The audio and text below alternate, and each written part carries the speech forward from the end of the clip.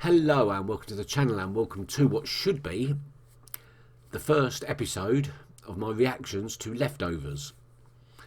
But my computer decided that it wasn't having any of that and deleted my recording.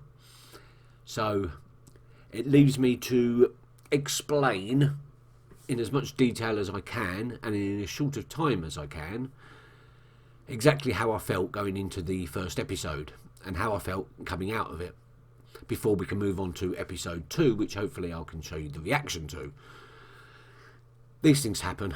So going into it, I knew nothing about Leftovers, apart from two things. The title, fairly self-evident, and that a few people had suggested it as the show to naturally watch after Lost. I haven't finished Lost yet, but I have nearly finished Lost. But I don't know why. I have no idea why. So going into it, I knew nothing.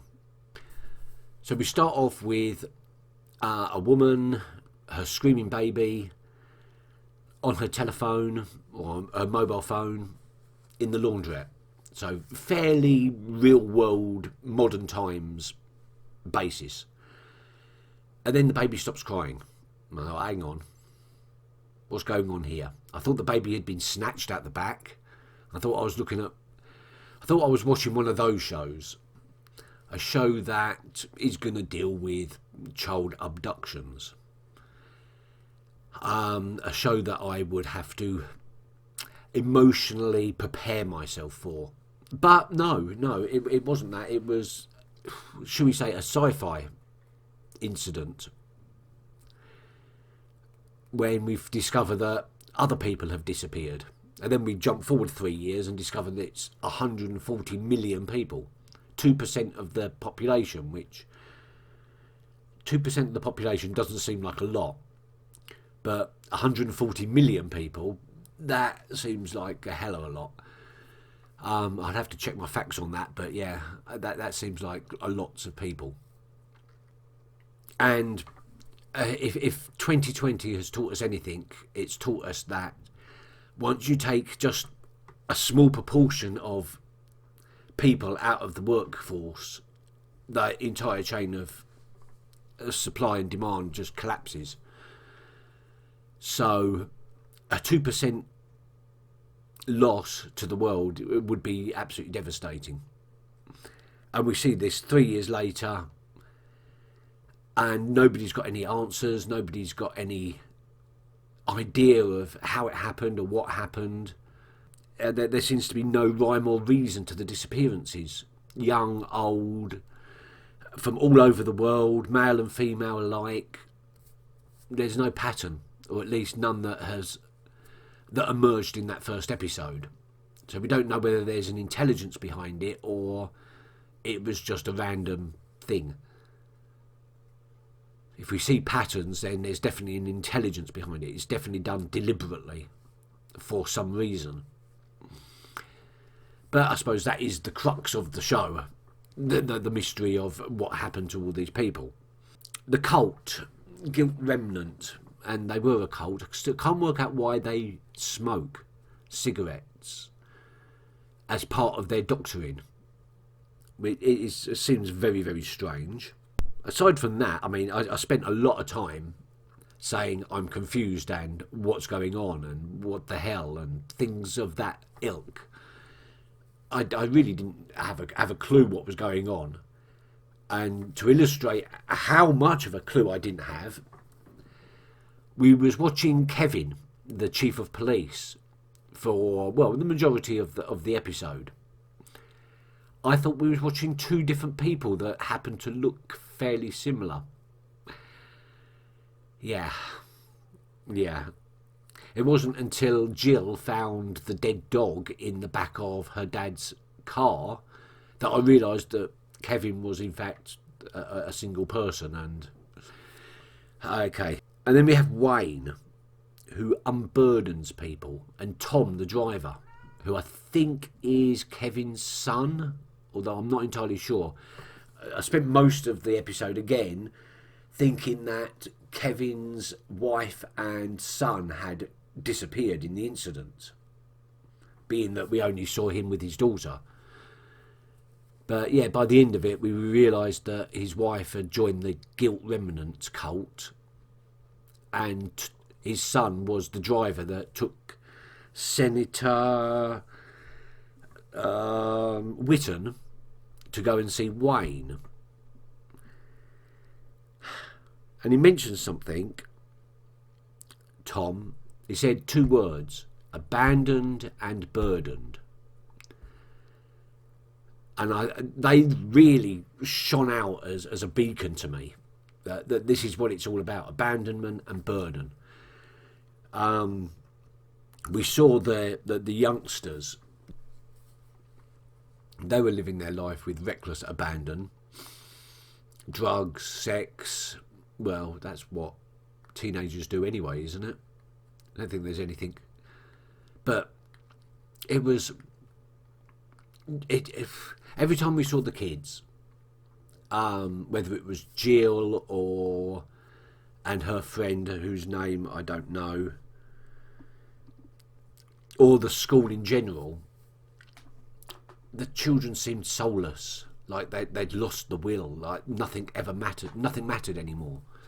And I think that's the 2 ways that people are reacting to this incident over the last 3 years. Cat attacking the telephone again. No. This is how I see the population dealing with this incident. They either feel burdened with guilt, the guilt that they stayed, that they survived, like survivor's guilt, possibly guilt from maybe their last words to these people, arguments, words said in anger and hatred that burden the survivors, for want of a better word. And then there's those that feel abandoned, like it was some sort of rapture and these people have disappeared off to be at God's right hand and they haven't, and they feel abandoned. They don't understand why their loved ones were taken and they weren't. And then we got the Guilt Remnant were harassing that woman, Meg, and I don't know. I don't understand why they were doing it. They obviously had the files and everything, and it was their mission to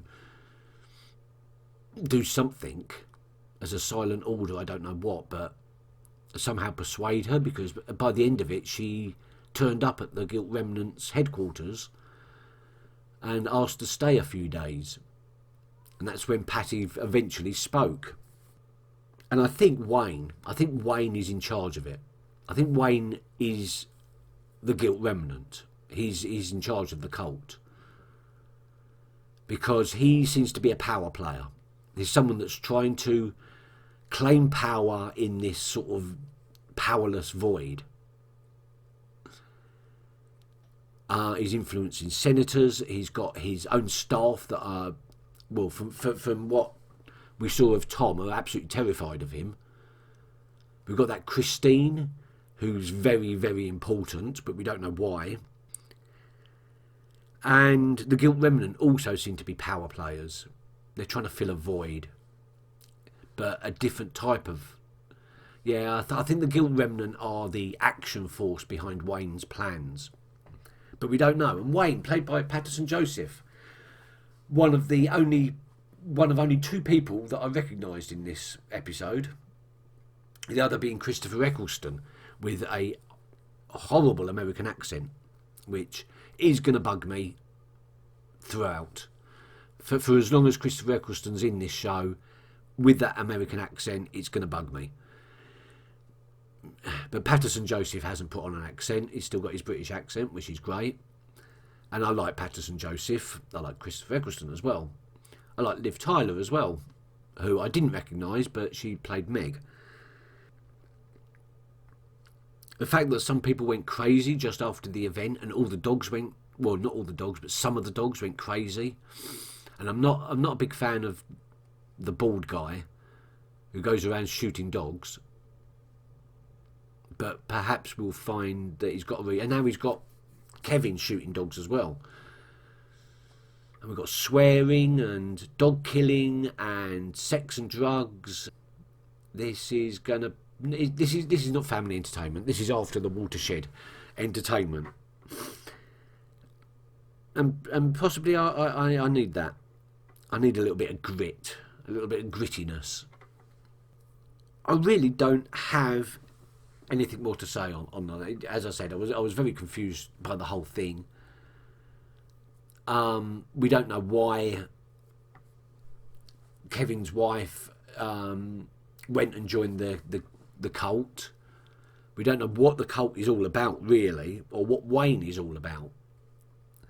The senator came out of that, out of his meeting with Wayne, unburdened again, and he looked. You could see it in his face. I mean, it's brilliant acting because you could see he'd become unburdened. That whatever was weighing down on him had passed. You could see it right there. It was incredible acting all round. Incredible direction. Incredible script. There was a few bits of that first episode I really didn't need to see, but I suppose it sets the tone. I quite like the twins. They seem all right. The daughter Jill, she's got a bit of an attitude problem, but yeah, we know why. She's in that category of life doesn't matter anymore, and that was another thing that.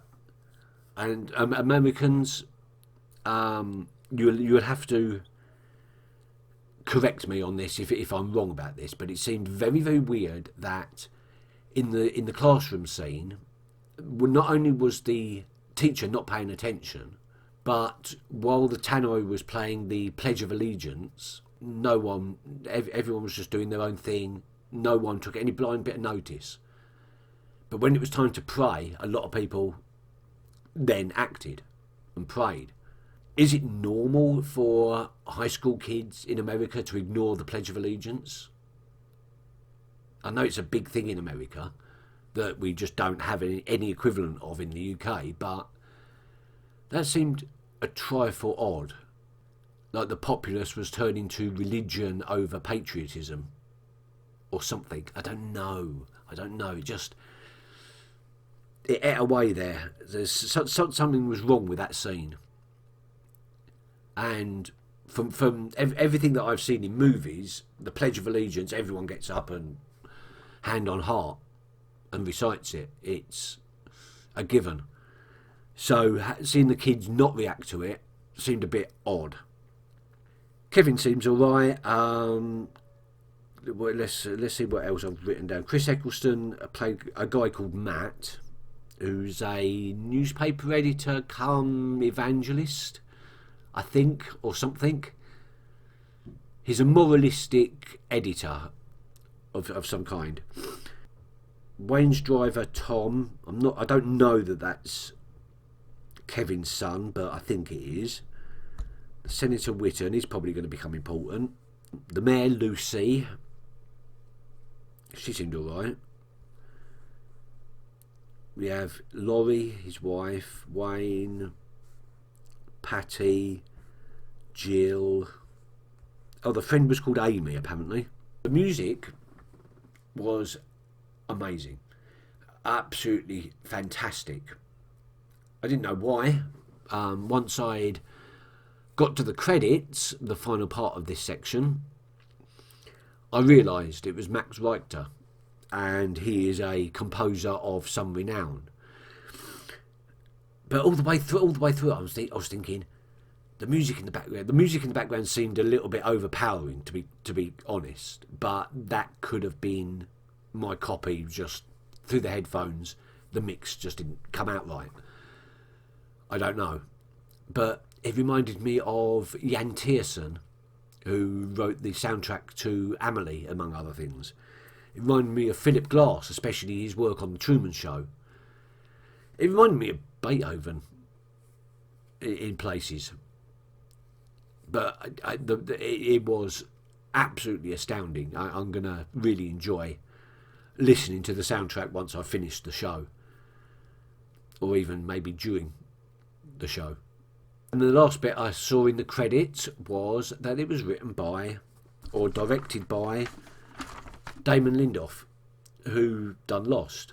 So now I know why it was recommended to me. Aside from that, I'm very intrigued. I'm intrigued by the Guilt Remnant, how they came about, what their purpose is, why they do the things they do, what the hell happened in the incident, why all these people vanished and where they vanished to. Did they die? Were they puffed out of existence?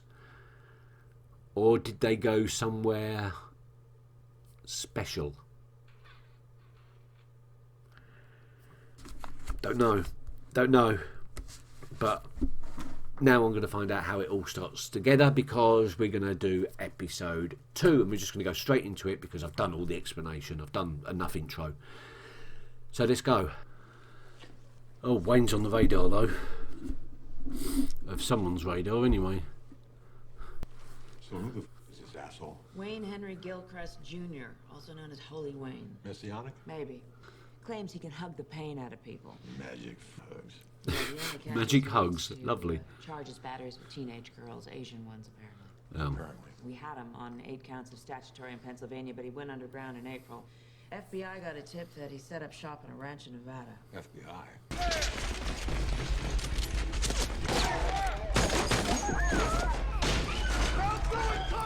Definitely going in guns a-blazing, aren't they?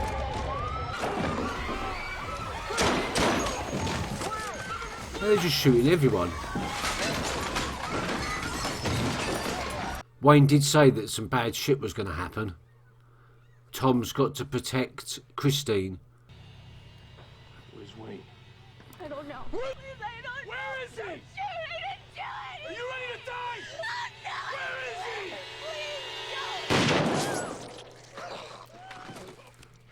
Where is he? He's never done that before. I'm sorry. She's important. Okay, so he's done his job.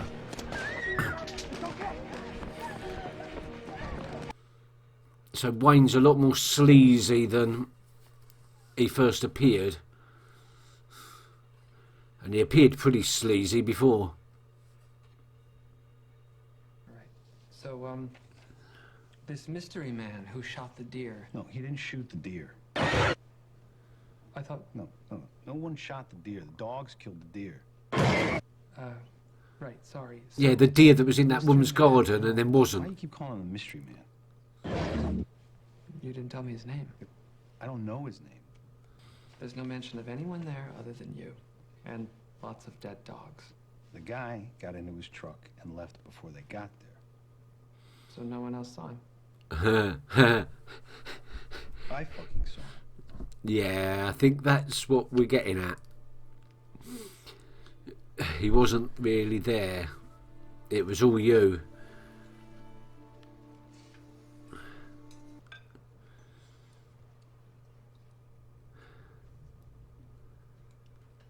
Guess what your job is? Chopping firewood? Morning.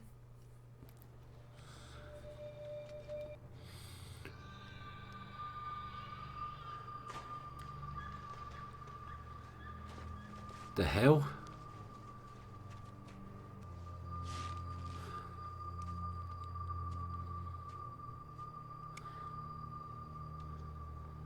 Have you ever cut a tree down before in your life with an axe? No, obviously not. I mean, not that I know, but I know enough that that doesn't look right. That doesn't look effective. Especially in the winter when it's frozen. Oh.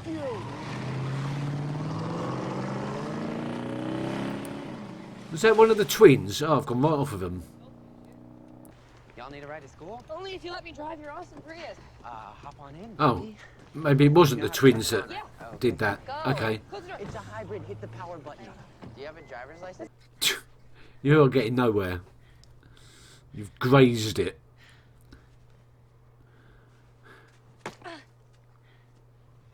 She's just seeing if she will do it or try and do it.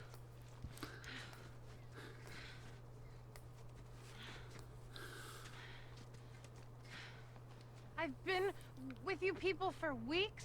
Weeks? And all I've got is Ron and pancakes and tree chopping. What the fuck? Okay.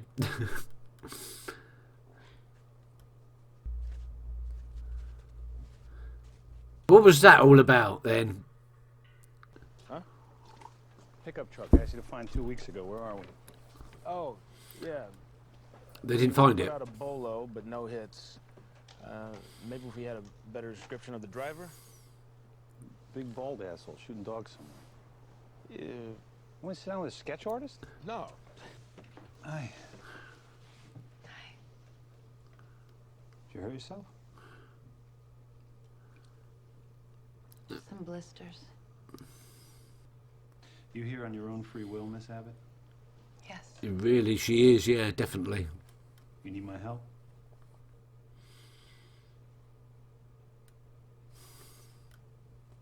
No. Says you. Jesus, I never should have told you to watch The fucking Wire. I've never seen The Wire. Gentlemen, you mind giving the chief and I a moment? Rough night? You are aware that people like dogs. I like dogs. Then stop shooting them because that's something crazy people do. Yes. You want to get cleared? Then you tell that dipshit what he needs to hear. Not our dogs. Not anymore.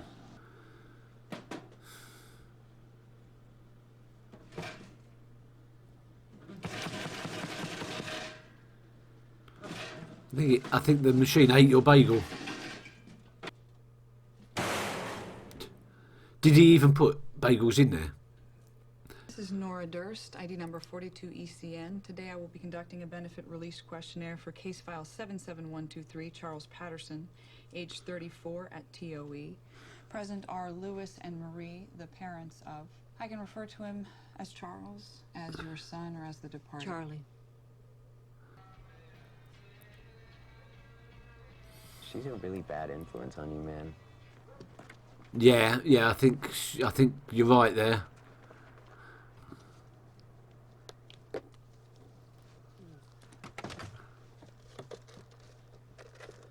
Okay.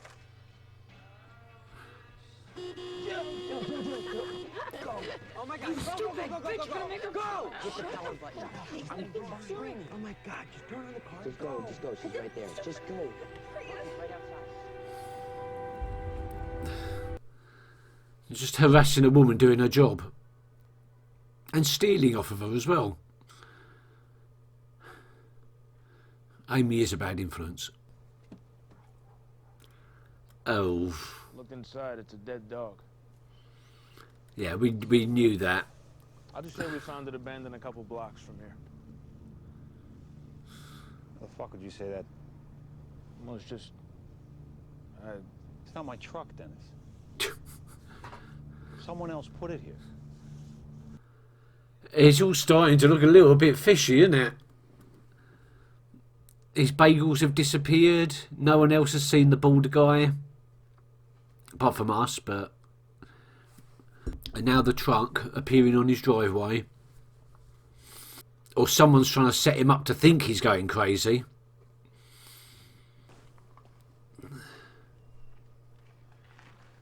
She's far too important to risk traveling with me right now. Never stay in the same place for too long. Don't ever tell anyone your real name and don't use your IDs. Have you got a phone? Yeah, give it to me.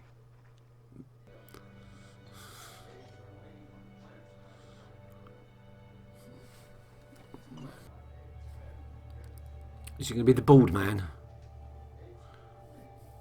That may or may not exist.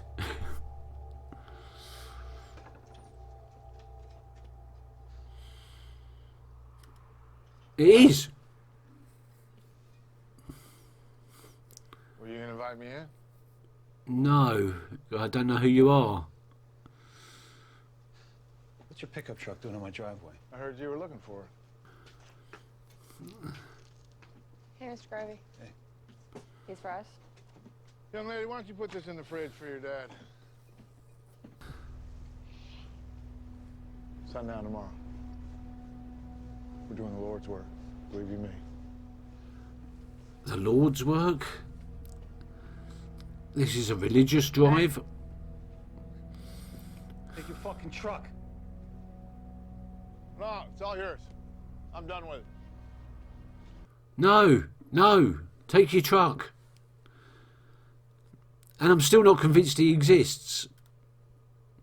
We're going to find that Jill just found the beers on the porch. Who was that? Oh, okay then. She saw him too. Contrary to the professional opinion of others, I maintain my shit remains intact. I'd venture to guess the reason you're here seeing me. Your shit may be getting lost. Yeah. Not an unreasonable assumption considering you've been running around shooting dogs in the middle of the fucking night. Lucy. Oh, don't take it out on her. Shoot. Will you please shut up? Who's he talking to? No, I'm not going to tell him. Tell me what, Dad? I think he's Here, isn't he? That's something. I think his shit may not be as together as he Why do thought I always have it was. Fuck. He's going to dismantle the thing. Find his bagels. There you go.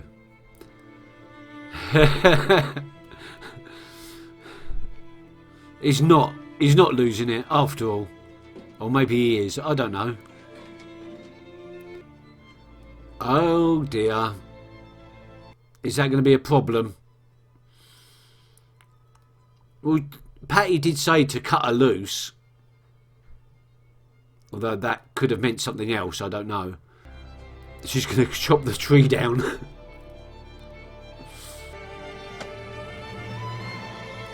She's got determination and spirit and strength of mind now. I mean, you're still not going to chop it down, but you got a lot further than you did last time.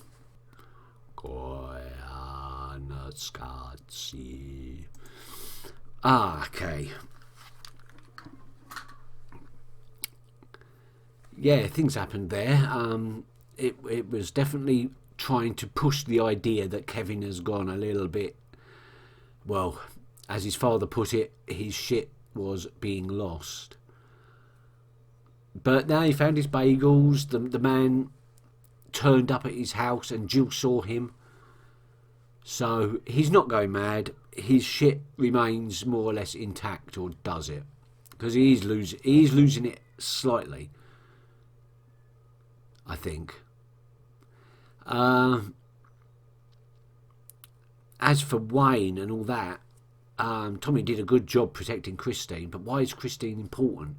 Why is she the everything? And where's Wayne disappeared off to now? That's very intriguing. What's all that building up to? And with the guilty remnant as well, what's all that building up to? We're only 2 episodes in. I'm very intrigued, but I feel as though I don't know the characters well enough yet to really go into much depth about what I've seen. Music again, absolutely brilliant. Acting again, absolutely brilliant. I don't think there's anything more to say really, apart from thank you very much for watching, and I will see you next time when I'll have a little bit more to say. Maybe. It's always the same when it's a new show. I just don't know how all the little bits are fitting together yet, so it's fragmented, and obviously my thoughts about it are just as fragmented. I'm not entirely sure how I feel about any of the characters at the moment. I'd like to know the dynamic between Lucy and Kevin, how Lucy is visiting Kevin's father. And Kevin's father was very astute, and he was talking to someone that we couldn't see, that seemed to know things that Kevin's father wouldn't know. But we'd have to see how that pans out. Whether Kevin's dad's shit remains as intact as he says it does. Okay, thank you very much for watching, and I'll see you next time. Till then, bye bye.